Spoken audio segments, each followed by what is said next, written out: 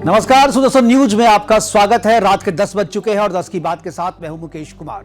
आज 10 की बात में विस्तार से हम बात करेंगे उस दिन की, उस शपथ की जिसका लंबे दिनों से लोगों को इंतजार था। महाराष्ट्र में 11 दिनों के इंतजार के बाद आखिरकार देवेंद्र फडणवीस जो है वो सत्ता की कमान उन्हें मिल चुकी है और इस शानदार शपथ ग्रहण समारोह में प्रधानमंत्री मोदी, गृह मंत्री अमित शाह के साथ साथ एनडीए शासित सभी राज्यों के मुख्यमंत्री तो शामिल हुए ही, लेकिन इसमें उन लोगों को भी शामिल करवाया गया था जो इस जीत में कहीं ना कहीं उनका योगदान था। और महाराष्ट्र सिविल सोसाइटी के प्रमुख डॉक्टर सुरेश चौहान के भी इस विशेष मौके पर वहां पर विशेष तौर पर आमंत्रित किए गए थे और वो भी इस कार्यक्रम के में शोभा बढ़ा रहे थे। तो वही कार्यक्रम में अनिल अंबानी, सचिन तेंदुलकर समेत कई बॉलीवुड की हस्तियों ने भी अपनी उपस्थिति दर्ज कराई। प्रधानमंत्री मोदी शपथ ग्रहण के मंच पर चंद्रबाबू नायडू, नीतीश कुमार समेत एनडीए के घटक दलों के नेताओं से मिलते हुए दिखाई दिए और इस दौरान देवेंद्र फडणवीस ने मुख्यमंत्री तो वही एकनाथ शिंदे और अजीत पवार ने डिप्टी सीएम पद की शपथ ली। आइए आपको सबसे पहले शपथ ग्रहण का वो वीडियो दिखाते हैं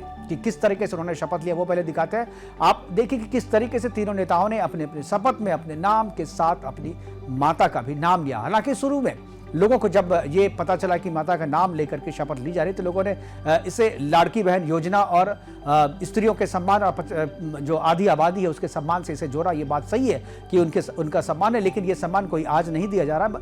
जब से फडणवीस की सरकार यानी जो महायुति की सरकार वहां पर चल रही है, एकनाथ शिंदे के नेतृत्व में एक फैसला लिया गया था जो शायद उसको उतना मीडिया कवरेज नहीं मिल पाया जितना इसे मिलना चाहिए। और उसमें एक नोटिफिकेशन के जरिए महाराष्ट्र सरकार की, महायुति की सरकार ने यह कह दिया था और यह जरूरी और आवश्यक कर दिया था कि हर एक सरकारी दस्तावेज में पिता के साथ माता का नाम भी लिखना जरूरी होगा। और शायद जो जीत है, इस जीत में इस फैसले का भी कोई ना कोई योगदान जरूरी है। और इसीलिए आज जब शपथ ग्रहण में तीनों नेताओं ने अपने नाम के पहले अपने पिता के साथ साथ अपने माता का नाम को लगाया और माता का नाम सबसे पहले लगाया, तो एक संदेश केवल यह नहीं गया कि लोगों ने अपनी माताओं का नाम लिया, बल्कि यह संदेश गया कि नारी का कितना सम्मान जो है सरकार करती है। और इसी का जो एक संदेश है, यह संदेश जो है देने की कोशिश की गई और यह संदेश पूरी तरीके से काम कर रहा था, क्योंकि यह संदेश इनफैक्ट एक तरीके का इंप्लीमेंटेशन था जो इससे पहले महाराष्ट्र महायुति की सरकार ने जो फैसला लिया था उसी को इंडोर्स किया गया था। और इसीलिए तीनों नेताओं ने अपने शपथ में अपने नाम से पहले अपने पिता का नाम और अपनी माता का नाम भी जोड़ा ताकि जनता समझ जाए। और अब पूरा जो महाराष्ट्र है, पूरे महाराष्ट्र में अब यह चलन हो गया है और माताएं और बहनें जो है वो काफी इस फैसले से खुश थी। और इसका नतीजा आपने रिजल्ट में भी देखा। केवल लाड़की बहन योजना या हिंदुओं को जगाने के लिए जो काम किया जा रहा था इस चुनाव दौरान, के लिए उतना ही नहीं बल्कि छोटे छोटे फैसलों का भी योगदान इस जीत में रहा है। और उसी को रिकॉग्नाइज करने के लिए आज तीनों नेताओं ने अपनी माता का नाम भी अपने शपथ ग्रहण जो कार्यक्रम था, शपथ ग्रहण के दौरान अपने नाम से पहले अपने माताओं का भी नाम नाम कहा। शपथ ग्रहण का यह वीडियो जो है वो हम अभी दिखाएंगे, वो आप देख रहे हैं। मी देवेंद्र सरिता गंगाधरराव फडणवीस ईश्वर साक्ष शपथ घेतो की कायद्याद्वारे स्थापित झाले आहे अशा भारताच्या संविधानाबद्दल मी खरी श्रद्धा व निष्ठा बाळगेन। मी भारताची सार्वभौमता व एकात्मता उन्नत राखीन। मी महाराष्ट्र राज्याचा मुख्यमंत्री म्हणून माझी कामे निष्ठापूर्वक व सत्सद विवेक बुद्धीने पार पाडीन आणि संविधान व कायदा यानुसार सर्व तऱ्हेच्या लोकांना मी निर्भयपणे व निपक्षपातीपणे तसेच कोणाच्याही विषयी ममत्व भाव किंवा आकस न बाळगता न्याय वागणूक देईन।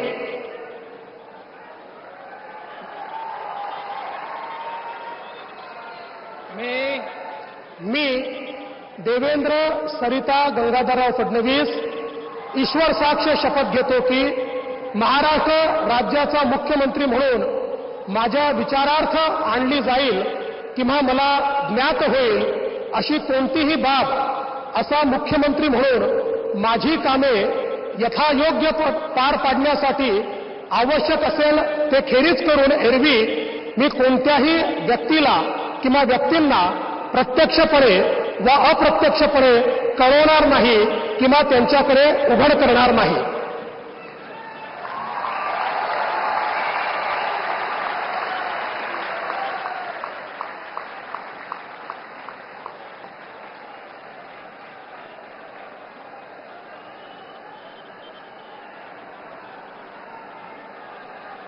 हिंदू हृदय सम्राट बाळासाहेब ठाकरे यांना वंदन, गुरुवर्य धर्मवीर आनंद दिघे साहेबांचं स्मरण आणि देशाचे कर्तबगार आणि लोकप्रिय प्रधानमंत्री नरेंद्र मोदीजी व देशाचे कणखर गृहमंत्री अमितभाई शाह यांच्या भक्कम पाठिंब्याने, आशीर्वादाने तसेच राज्यातील 13 कोटी जनतेच्या आशीर्वादाने मी एकनाथ गंगूबाई संभाजी शिंदे ईश्वर साक्ष शपथ घेतो की कायद्याद्वारे स्थापित झाले आहे अशा भारताच्या संविधानाबद्दल मी खरी श्रद्धा व निष्ठा बाळगीन. मी भारताची सार्वभौमता व एकात्मता उन्नत राखीन.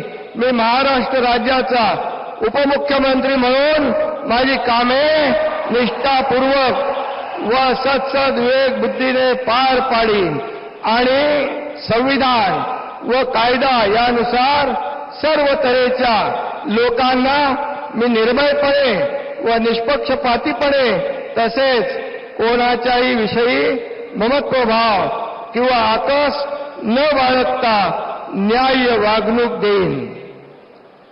मी एकनाथ गंगूबाई संभाजी शिंदे ईश्वर साक्ष शपथ घेतो की महाराष्ट्र राज्याचा उपमुख्यमंत्री म्हणून माझ्या विचारार्थ आणली जाईल किंवा मला ज्ञात होईल अशी कोणतीही बाब असा उपमुख्यमंत्री म्हणून माझी कामे यथायोग्य पार पाडण्यासाठी आवश्यक असेल ते खेरीज करून एरवी मी कोणत्याही व्यक्तीला किंवा व्यक्तींना प्रत्यक्षपणे व अप्रत्यक्षपणे कळवणार नाही किंवा त्यांच्याकडे उघड करणार नाही.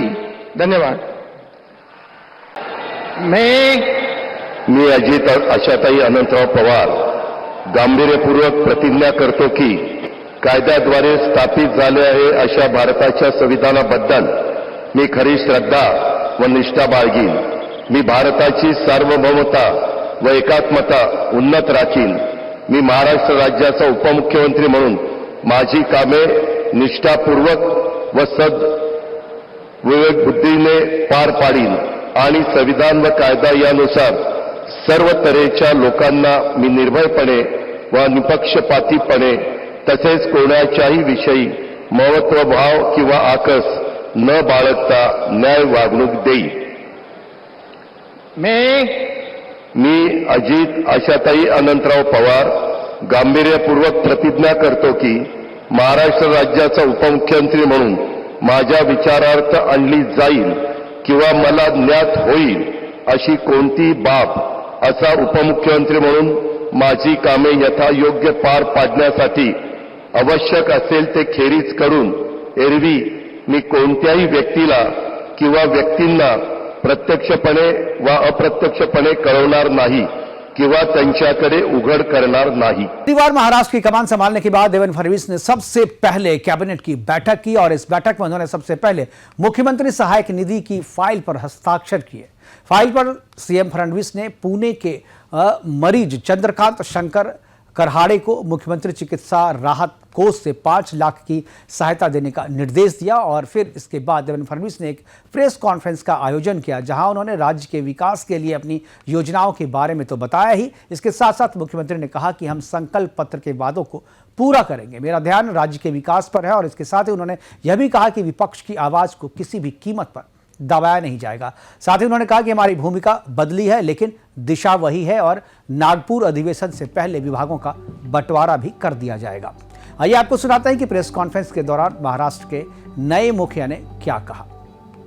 हमारे जो दोनों साथी है एकनाथ शिंदे जी ने भी और दादा ने भी, हम तीनों ने बैठकर ये तय किया है कि हम मूल्यांकन करेंगे, पुराने मंत्रियों के कामों का मूल्यांकन होगा, उसके आधार पर आगे का निर्णय होगा। देखिए ऐसा कोई डिले है ऐसा मैं नहीं मानता। इससे पहले भी 2004 में करीब 12-13 दिन का डिले हुआ था, 2009 में भी करीब 9 दिन का डिले था।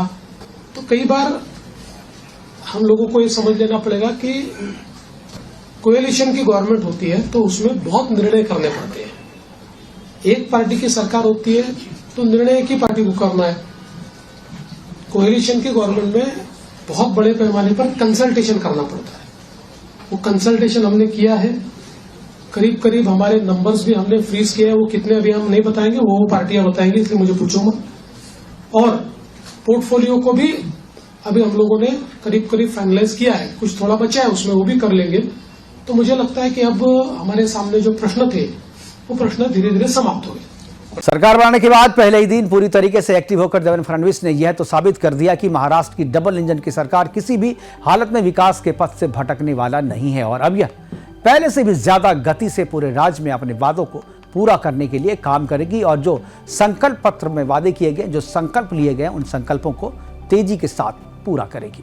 देवेंद्र फडणवीस के मुख्यमंत्री बनने के बाद से कई राजनीतिक प्रतिक्रियाएं भी सामने आ रही है। जहां पक्ष डबल इंजन सरकार में विकास कार्य में तेजी होने की बात कह रहा है, वहीं विपक्ष इस शपथ ग्रहण समारोह पर राजनीति कर रहा है। क्या कुछ कहना है दिग्गज नेताओं को इस शपथ ग्रहण समारोह के बाद जो प्रतिक्रियाएं आ रही है, उन प्रतिक्रियाओं को आपको सुनवाते हैं। मैं अभिनंदन देना चाहती हूँ आदरणीय देवेंद्र फडणवीस जी को। वो बहुत ही अभ्यासी नेता हैं। मैं 20 साल से जानती हूँ उनका काम करने की पद्धति।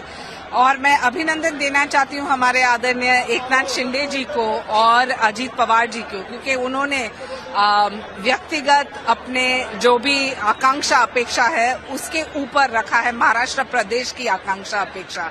और जिस ढंग से तीनों काम करेंगे एक विकसित राष्ट्र के लिए, एक विकसित महाराष्ट्र के लिए, मैं मानती हूँ ये एक नया पर्व है पूरे देश में। देखिए 23 नवंबर को चुनाव परिणाम आए, प्रबल बहुमत आया, 2/3 से ज्यादा।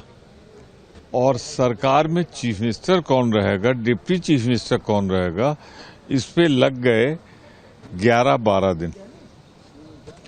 तो जिस सरकार की इब्तिदा ये हो, शुरुआत ये हो, उसके अंत का अंदाजा लगाया जा सकता है। मुझे लगता है फिर हो सकता है जो आज के डिप्टी चीफ मिनिस्टर हैं कल के चीफ मिनिस्टर बन जाएं। अब कौन बनाएगा ये ऊपर वाला। दिल से शुभेच्छा देंगे भाई। उन्होंने महाराष्ट्र के प्रगति में 2.5 साल में अपना भी योगदान दिया है। एकनाथ जी को भी शुभकामना, देवेंद्र जी को शुभकामना और अजीत दादा को शुभकामना, महाराष्ट्र के मतदाताओं को शुभकामना। होने वाले मुख्यमंत्री जी और उनकी टीम के लिए बहुत बहुत बधाई देना चाहता हूं। और महाराष्ट्र में जिस तरह से रिकॉर्ड बने हैं, तब मैं कहूंगा कि ये जीत महाराष्ट्र की जनता की है और आदरणीय प्रधानमंत्री मोदी के नेतृत्व को देश के लोगों ने जिस तरह से स्वीकारता दी है उसका एक प्रमाण है। मैं उनको शुभकामनाएं ऑलरेडी दे चुकी हूँ इन पर्सन और आगे के काम के लिए बहुत बहुत शुभकामनाएं। एकनाथ शिंदे जी को क्या कहना चाहेंगे? तीनों को भी बहुत शुभकामनाएं। अजीत पवार, एकनाथ जी, सब। महाराष्ट्र के लिए एक स्थिर और स्ट्रांग सरकार आज इस समारोह के साथ मिली है और महाराष्ट्र के जनता के जो प्रश्न हैं वो प्रश्न हल करने का काम ये सरकार 5 साल काम करेगी। इसलिए हमको सबको बहुत आनंद है। ये अभी तो इलेक्शन है, कभी कम मिलते हैं, कभी ज़्यादा मिलते हैं, ये लोग सोचते हैं और लोगों ने सोचने के बाद वो निर्णय लेते हैं।